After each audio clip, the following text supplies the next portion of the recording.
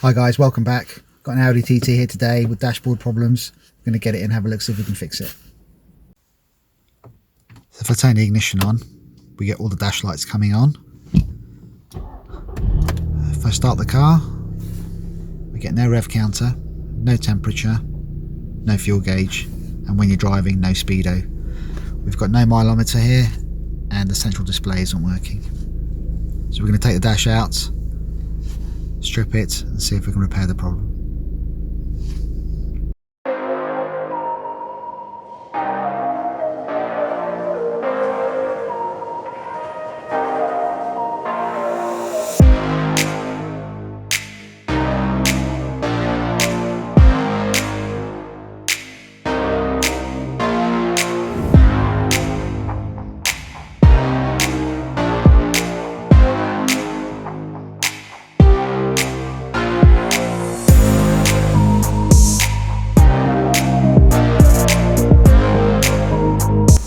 We've got the dash out, I'm about to split it. I've just warmed this sticker up and peeled it to one side away from the tab. It's quite crucial that you keep these stickers intact because it IDs the dashboard. We have to take the top cover and the back cover off so we can gain access to the electrics. It's this area that I'm interested in, but the opposite side of it. So we'll get the cover off. We'll try not to break these tabs. You've got to be gentle with it.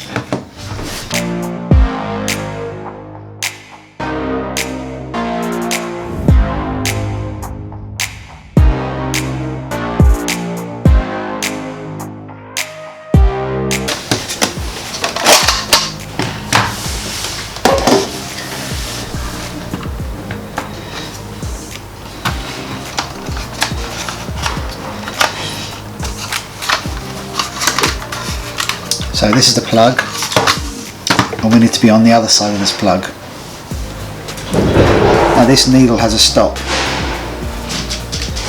Now for us to get this needle off, we're going to have to twist it and pry it off. Now I want to make sure I can get it back in that same spot. So what I'm going to do is I'm going to move that out of the way. I'm going to get some regular masking tape.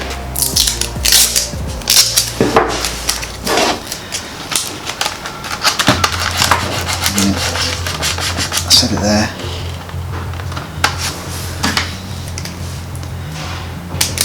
And we are going to mark where that stop point is.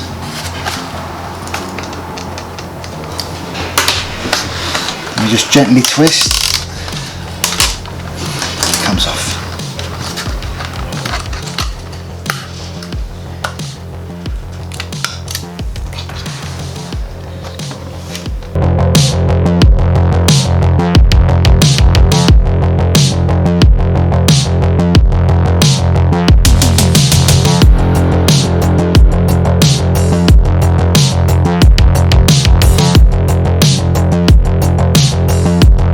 Now we need to get the back cover off. Obviously we've got these sticking out, so we can't flip it over and just undo the screws because we'll end up breaking these tabs off. So we're going to get 2 regular mugs, makeshift stand.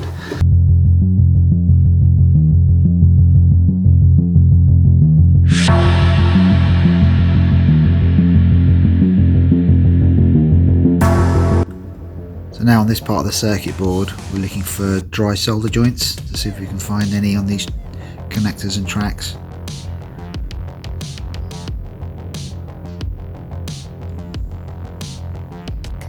And these are the main ones that go to the back of the blue plug. I can see there's some cracking on the previous flux.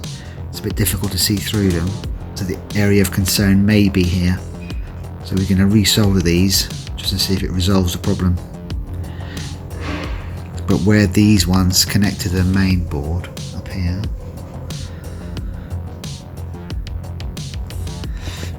you can get poor connection on these as well.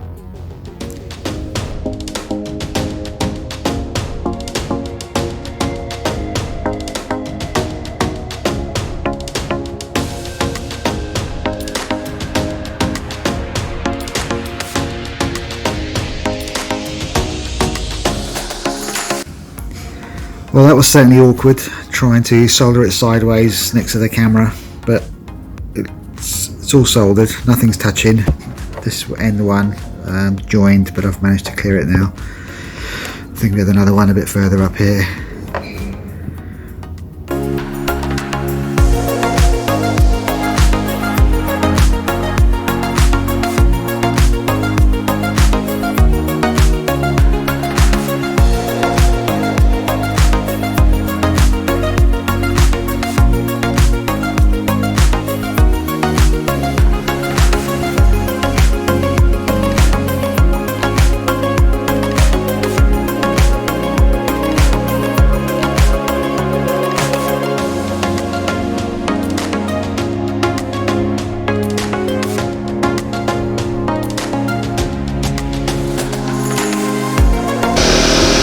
Dashboard's working, rev counter's working,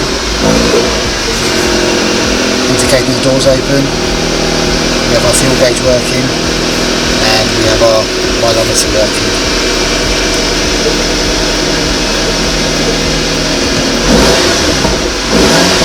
So we go for a quick road test, make sure the speedo works.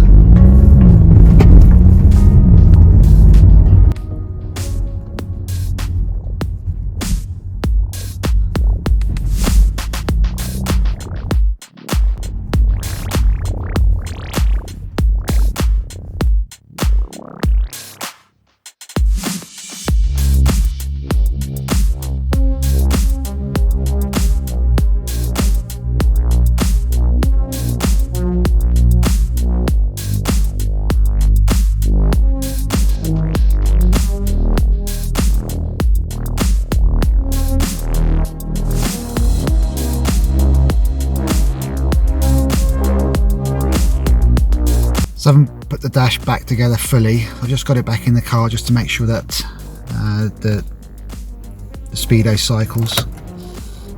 And there we go, it's working. Right, let's just quickly go up the lane just to see if this is working.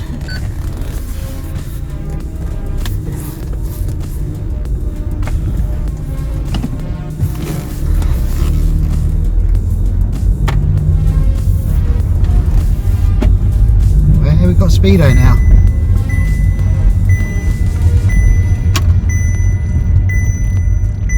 The dash is now fully back together. Both dials are cycling now. Just to make sure everything else is okay, I'm just going to run some diagnostics to make sure there's no fault codes on this. So we're going to go into instrument cluster.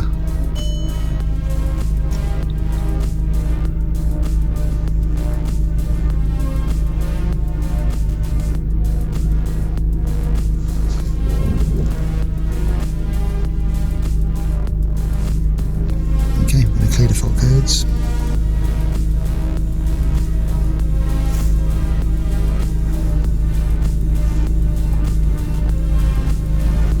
Read the codes again, make sure they've gone.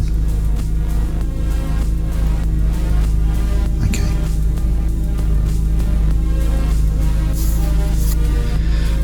I'm going to revert to live data now.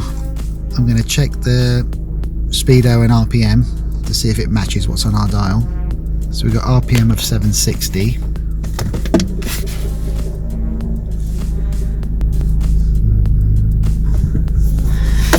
Looks a little low. Let's just rev to 1,000.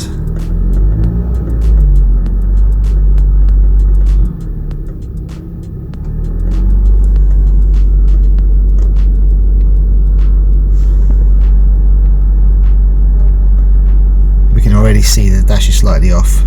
So it might have to come out again so we can correct that. So we're at 1200 and diagnostics is just saying 1400. Although we marked it, it's off.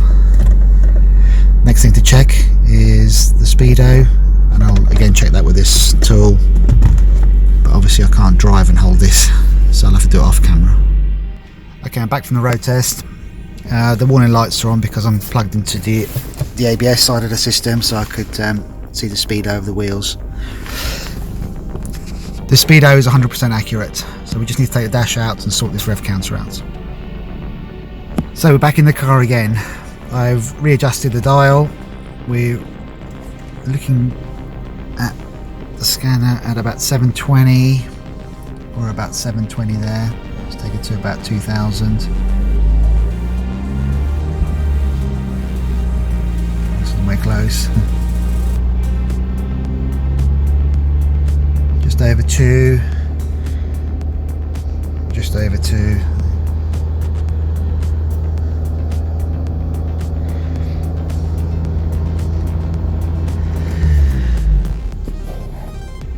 All done. There's a few extra minutes of doing diagnostic tests. It saves any embarrassment with getting all your dials wrong. Well, I hope you enjoyed that video. This is another one of our repair, not replace jobs.